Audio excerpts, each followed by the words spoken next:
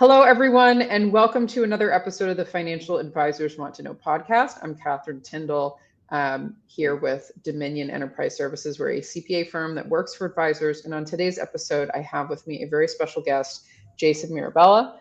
Jason is the founder of Deliver Advice. He brings over 24 years of financial services experience, and he has held leadership roles at firms like WealthSource Partners, SurePath Wealth Management, and Model FA, focusing on strategic operations, platform development, and business growth. We connected over his really interesting ideas and methodologies for helping advisors grow more efficiently, scale more efficiently, and just the world of getting their ops under control.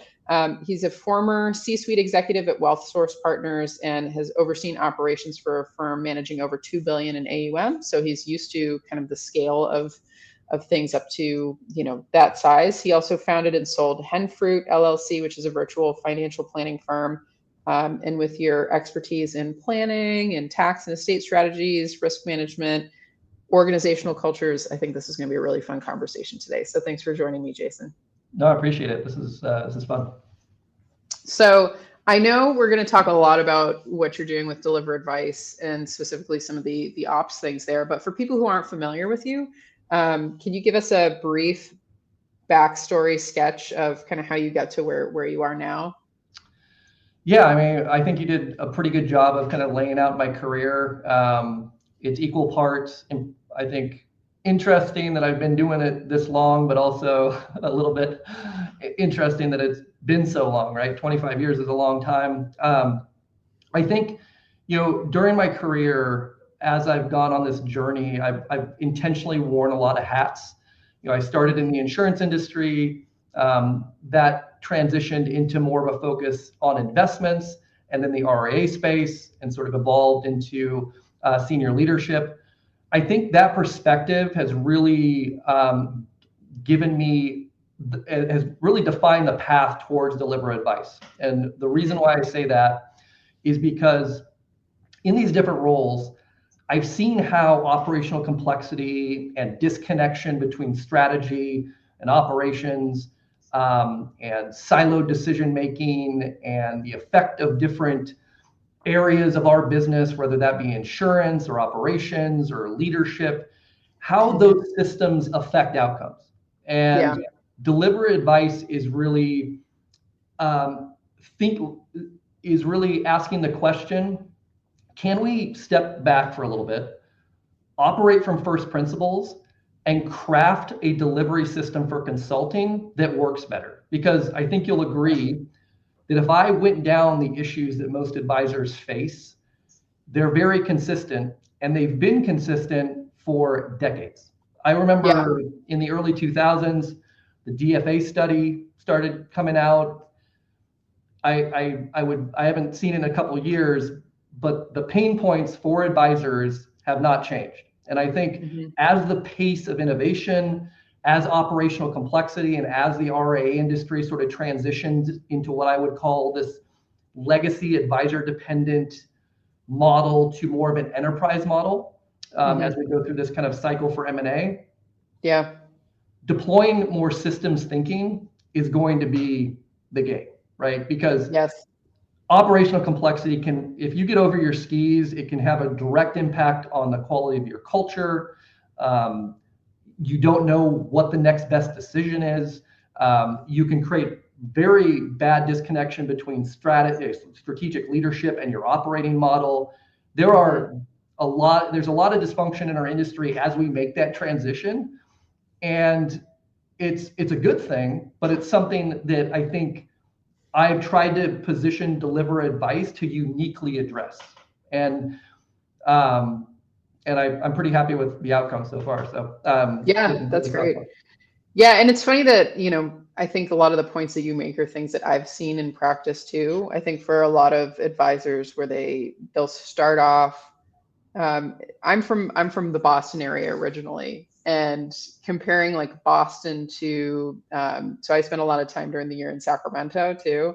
And Sacramento is built on a grid system, and they designed it like that in the 1800s. And it's worked pretty well for, how big the city is now versus Boston was put together by like horse carts and, people bringing stuff into the city. And I feel like for a lot of advisor practices, when I talk to them, it's kind of a similar thing. It's like the streets of Boston with, you add something here, you add something there, you add an employee here, you professionalize this one piece there, but it just ends up turning into kind of a Frankenstein of an operation. And what I always hear voiced from advisors in this situation is they feel like they just can't get out in front of, systemizing everything in a way that's holistic and actually catching the right things at the right times. And so there's just a lot of anxiety because they always feel like they're spinning so many plates and they don't know which plates are the right plates, and what the next challenge is going to be, and is it going to overcome them.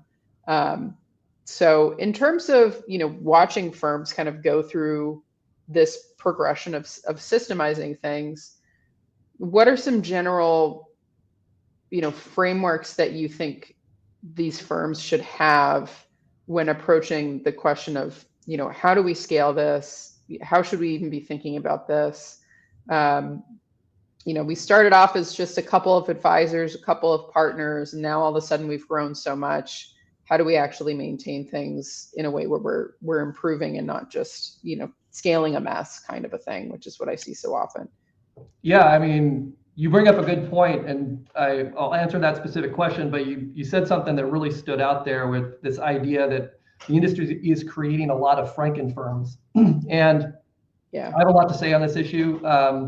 And I think, it's a real problem in our industry that needs to be addressed, because it's leading to all the articles that you've seen and come out related to 50% of advisors are unhappy with their transition a year out. The reason is the incentives, right? You've got M&A, you've got an owner over here that's has their practice, they've grown it up, and they've done extremely well. And what they're looking to do is two things for the most part. Number one is they're trying to monetize their success, right? Yeah. So a lot of those conversations in what I would call the honeymoon phase is related to maximizing, that liquidity event, right? Mm-hmm. However, what they're also doing is they're trying to solve for operational complexity. They've hit a wall and they want to grow further. So either one or both of those things could be happening. What that does is it incentivizes the buyer to optimize for basically the financial aspects of the transaction. And they're not leaning into or setting good expectations for what's necessary after the transition to actually get to that operational outcome, which is centralized services, moving away from advisor dependence to de-risk the book, setting good expectations for team members, all the things, right? So they make the jump. It feels good for 6 to 9 months.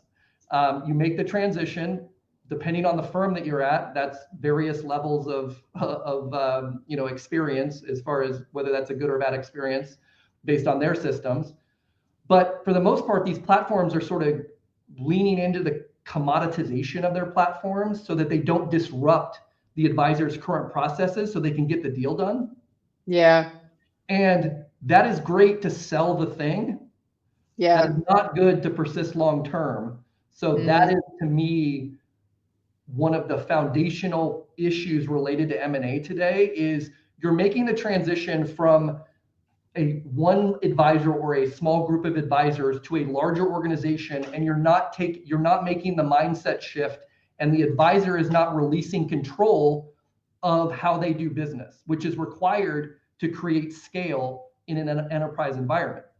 So until we figure out a way to set good expectations and to not oversell what you can do on the platform side, and create a pathway so the advisor is comfortable with the release of control and getting in, basically getting to the point where they feel like this is additive and this will lead to a better outcome for both them and the platform, we're going to continue to have this disruption.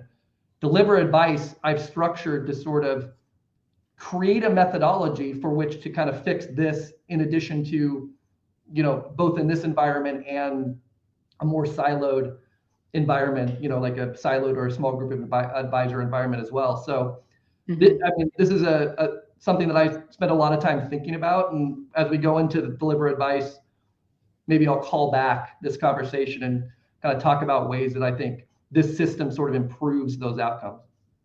Yeah, because I think, for most of the people listening to this show, this is my impression, is that they're more on that, small firm siloed side of things. And for a lot of them, there seems to be I run into kind of two different general buckets. You've got the one where they have a lifestyle practice, they're happy with the lifestyle practice. Eventually they'll do succession planning and have a liquidity event, but that's when they're ready to retire and want to back out. And then I have other advisors where they're starting from scratch, building from the ground up, and they might be similar size with the lifestyle practice, but they have ambitions of going big. So I would say, like, for those firms that are, maybe in the, under 500 million AUM size, and they're looking to continue to grow, in terms of like frameworks for them, do you have any initial things that you recommend, or like the way that you kind of think through like a general framework for those style firms? Just a slight interruption in this conversation. I wanted to bring to your attention two things that are important for you to know. So we're always at the mercy of social media algorithms. So if you can subscribe to the show, that would mean a lot to me. Even more to me if you can leave a rating and let me know what you think about it. But we have a new newsletter that's coming out. It's going to be very active in 2025. That is specifically around tax issues that I'm seeing advisors face in their own practices, changes in legislations, and the pieces that I think are critically important for you to stay ahead of as an advisor with the new administration. So nearby, wherever you're interacting with this, will be the link of how to sign up for our newsletter. Also nearby will be the link to my LinkedIn, which is the best way to get in touch with me, learn more about what we're doing for advisors in the tax strategy and compliance work that we do, and also to get access to the various tools and interviews and things that I do, specifically designed to help you improve your practice, improve your own tax situation, etc. So let's get back to the episode, and thanks for tuning in. Yeah, I think as we'll go through in a second here, I think the platform scales based on size. I think the relevance of working with deliver advice, I think, goes down as operational complexity goes down, right? Because I think as long as what I think that at least in the smaller firm side of the business, the key is to have a system, a track to run on. And I think a lot of these firms don't know what the next best thing is to do. And they don't know, they haven't really visualized all of the key components in their business that they need to optimize and include to drive their strategic planning and to drive execution and outcomes. So I think regardless of whether you're a $250 million firm or a $4 billion firm, both need a track to run on. And I think so I think we'll go into it. So the first aspect to deliver advice is what I call the blocks methodology. And what this is designed to do is it's designed to do exactly what I said. It's designed to be like, it's kind of like an EOS. You can think of it as like an EOS inspired system for creating an enterprise level financial services business, right?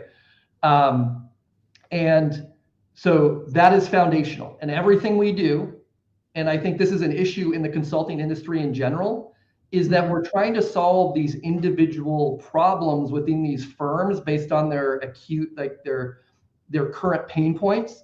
And we're not addressing more of like bad systems, right? Yeah. So we've got things like people throwing bodies and people at problems and doing bad hires. You've got leadership that's disconnected from operations, and that they're just shooting off the hip and making strategic decisions without data and without like a clear, like not without the end goal in mind. So what Blocks attempts to do is let's create this industry native framework that addresses all of the unique areas of an RIA hybrid aggregator, and let's set that as the foundation for everything that we do. right? Yeah. And that's the starting point. From there, the second component of the platform is called roadmaps. And roadmaps is all it is intentionality around the strategic initiatives and around what you're doing to improve and grow the firm. So an example of that would be a lead strategy, or building an enterprise level service offer, or your sales and marketing systems. And what we do is we create context to those initiatives, and we create a roadmap or a best practice that's aligned with the core methodology. So what that opens up some interesting opportunities, not only for us to really provide clarity for the people that we work with on what we're doing and why we're doing it, but it also creates a pathway to iterate on these systems over time, create collaboration with third-party experts to build out roadmaps from the best IP in the industry and to bring that into the methodology and the ecosystem. So that's our intention at Deliver Advice, is really to build out a library of roadmaps that represent a best practice in collaboration. I call this platform crowd supported. So it's not just about Deliver Advice. Long term, my vision is to create connectivity within our consulting industry, to align everybody on a way of thinking that creates better outcomes for firms. So if I can work with somebody like you as fractional CFO, or solving a tax problem, me as the fractional COO on that team can now align our efforts, and we can communicate to leadership in a way that's not just solving that incremental problem, but understands the connectivity around how KPIs and the budget impacts everything else that you're doing in the firm. And most consulting engagements don't do that. And even if they do attempt to bring in third parties, it's very disconnected. And it's not, again, if you're not aligned on the belief system or on the macro, it's difficult to connect in execution, right? Because everybody has their own thoughts about optimizing their own service delivery. And so I'd like this to evolve into sort of a think tank where, I'm formalizing collaboration with third parties, along with internal resources at Deliver Advice and this is a good segue into the third aspect of the platform, which is scaling human capital. Yeah. Now that we've got the methodology and the roadmaps, what's the third thing that firms need? They need the people, they need the experts to do this effectively and to keep things on the track. And now that we have that system, we can now train those people in the context of what we're doing and supercharge and speed up all the initiatives and create positive feedback loops and all the things to make things better over time. So an example of that, if we're trying to build the service offer and we're trying to build a client experience and your workflows and enable technology, and we're dealing with data hygiene, there's so many things related to implementing a service offer, and there's so much expertise that's required to do that well. I can now craft a fractional team of experts that gives the firm the ability to throttle up and down resources based on their current state. So think about a firm that's moving fast. They got 4 big initiatives. They're trying to grow. They're making changes, and that's hard. That requires a lot of resources and a lot of connectivity across the firm. That's great. We need to understand specifically what we're doing, what's the system we're using to make these decisions, and what the people are. And as we complete these initiatives, we can bring people in and out of those teams as needed, as things get completed, and as we learn how things are being received within the organization and all of that thing. So Deliver Advice is about systems thinking, and it's about solving the whole problem. And it's more about delivering something that aligns with how leadership either is or should be running or thinking about their organization, and less about the dopamine hits of social media. And that's the risk, right? I mean, I know, and I've used this system in my prior work. This is over the last 7 or 8 years. I've sort of done various projects and crafted this idea and iterated on this idea over time. Mm-hmm. But I think the hardest thing about deliver advice is it's simple. It creates an elegant simplicity once you understand what it is doing and once you experience it. But it sort of communicates as a very complex system that you buy. Mm-hmm. And I think there's a huge opportunity. I think it definitely delivers the outcomes, and it also, people in strategic leadership positions and the friction that gaps in initiatives and the cost that creates in firms. There's a unique opportunity to really scale human capital and the cost of people based on this method. So think about, you can outsource fractionally part of your leadership team to complement who you already have.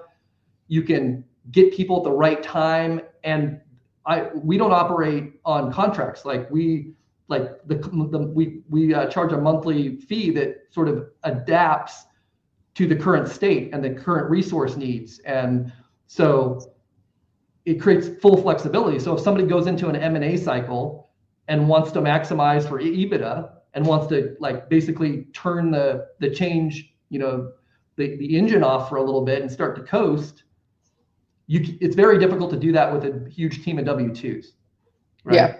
So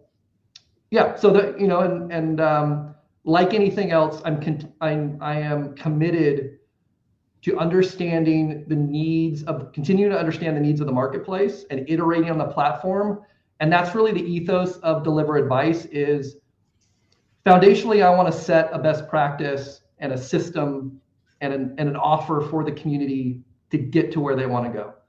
And then I want to create this ability for everybody to comment and iterate on that thing over time to make it as good as possible, right? As great as possible. So that's the vision. Is this never stops. We never stop learning. AI is going to have a profound impact on our industry. How does that play out? How do we integrate these new AI systems in the firm in a way that increases profitability and stakeholder experience, and work experience? This is interesting stuff to me, and I'm excited to kind of go on this journey and figure it out. Yeah, no, well, and it's I think maybe to talk a little bit about transformations and what you've seen in terms of, I think for a lot of the firms the Franken firms that I encounter, the biggest thing that I seem to hear is that they just can't get out in front of issues, or that they to try to commit to something new they're already spinning so many plates. But I'd be interested to hear when you've been able to deploy this system into practices and into different firms, what are some of the initial transformations that people, maybe leadership experiences, or that you've seen in the firms that are able to, deploy this? Yeah, I learned a lot. So the one thing I'll highlight is the work that we do is for people that don't like change. Their first response is going to be pretty adversarial to it if you're not careful. So what I optimize for in the beginning is getting people involved. I don't dictate my belief system on anybody. Every firm is sort of unique in their value system and where they want to go, and it's a collection of people, right? And it's a different culture, and trying to understand these interpersonal relationships and all the things that go into kind of creating the culture of your firm. And I'm very mindful of that. So the way I do this, and this is block 9, is really creating a system for continuous improvement and positive feedback loops. And what that starts with getting strategic, leadership and the CRA involved equally in the relevant initiatives that they should be involved in to create the systems that we're creating. The more that you disconnect this work from the experience that stakeholders are having in real life, the less chance it will be adopted. So I intentionally try to flatten organizations for this purpose. You can definitely have hierarchies to manage risk and to, and to formalize reporting structures. But when you are building something extraordinary, if you're trying to, grow at a high rate, you need to almost reorient yourself in a way that supports all of the things I just said. And that's through what I would call structure, like a team's approach, and bringing together stakeholders within the firm based on the initiatives that you're working through, and making sure that, and continuing to communicate that they matter. Their perspective matters. They are a partner at various levels, depending on their role in the firm in the development of this IP.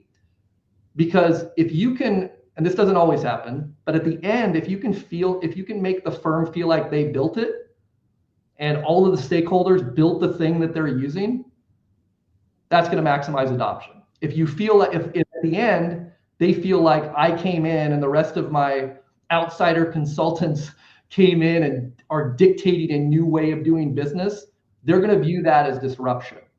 And leadership is going to have a hard time getting traction, and it's going to be wasted work. So regardless of all the things we can talk about optimizing process and client experience and creating good marketing and all that stuff, if your people don't feel empowered within the organization, change, all you're doing is managing the status quo.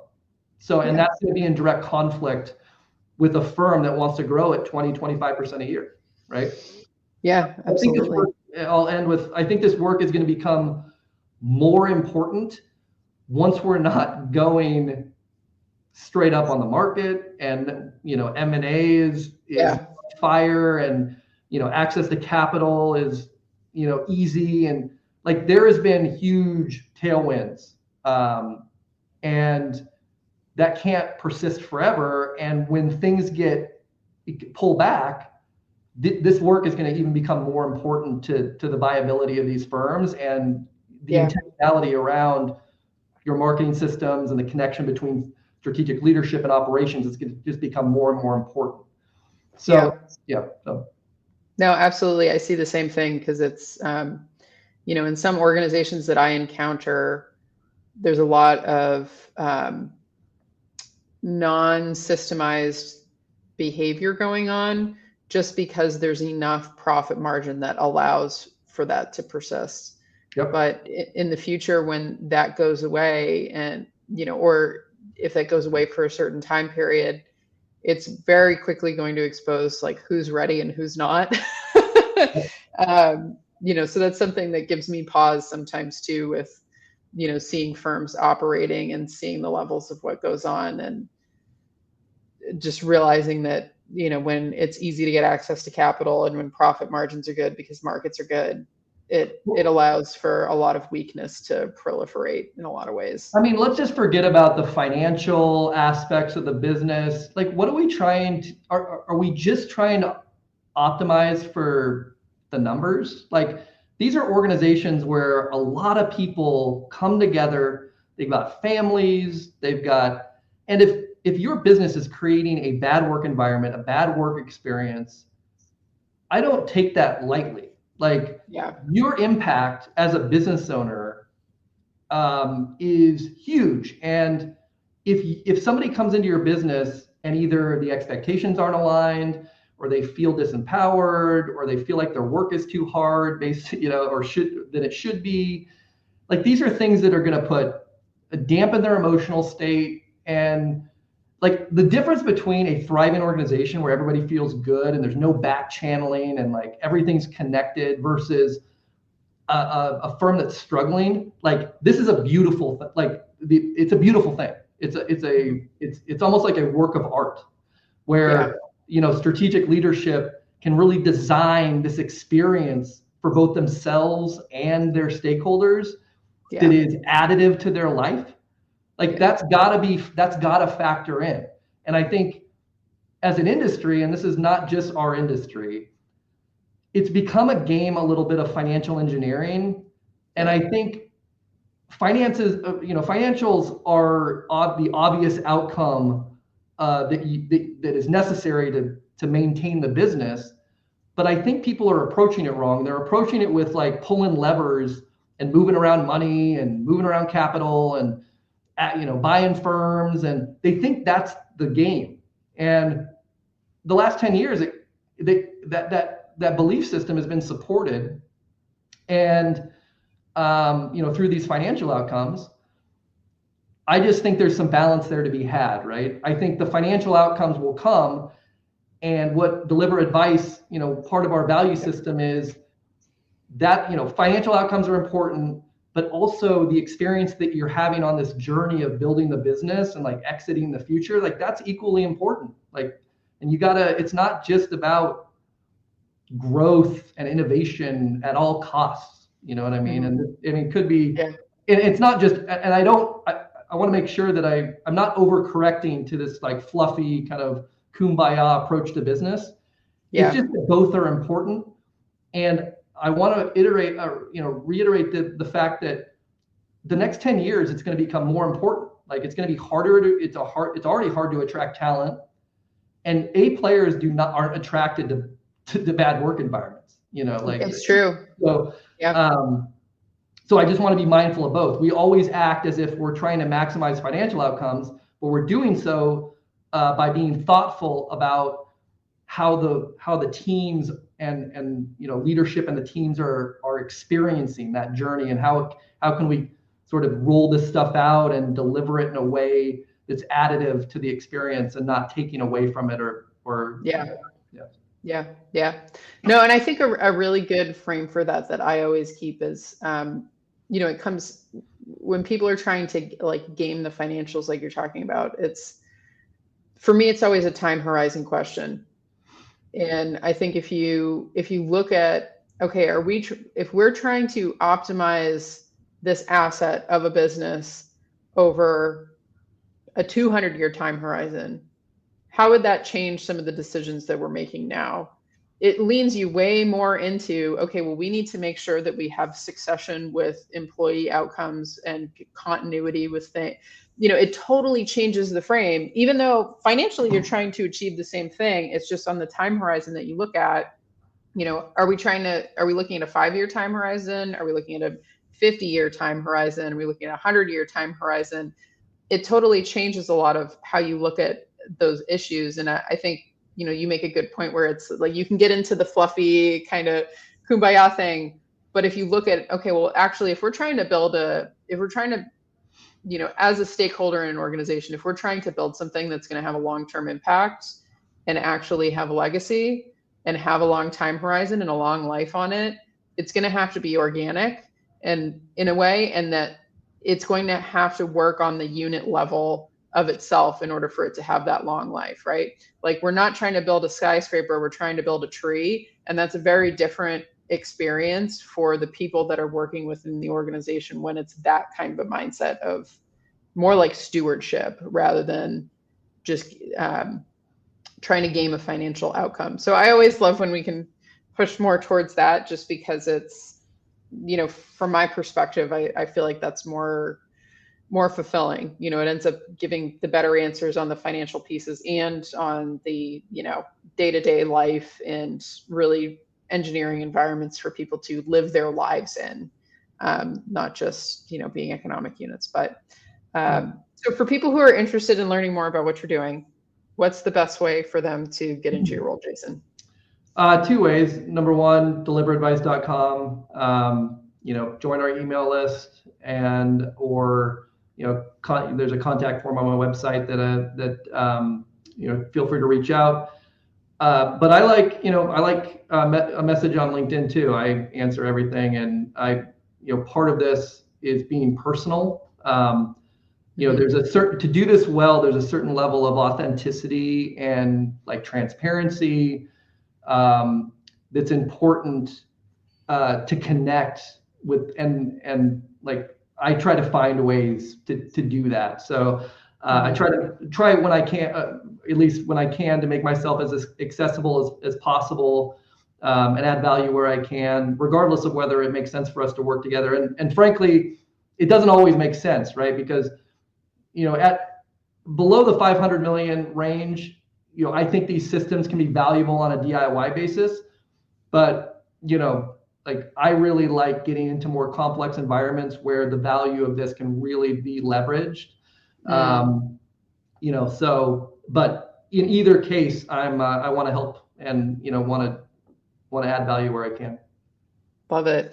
So for those of you listening, we'll post the links nearby wherever you're encountering this. Jason, I want to thank you again for coming on the show. It was a really interesting conversation. Yeah, had a lot of fun. Thank you. Yeah. So for those of you listening, this was another episode of the Financial Advisors Want to Know podcast.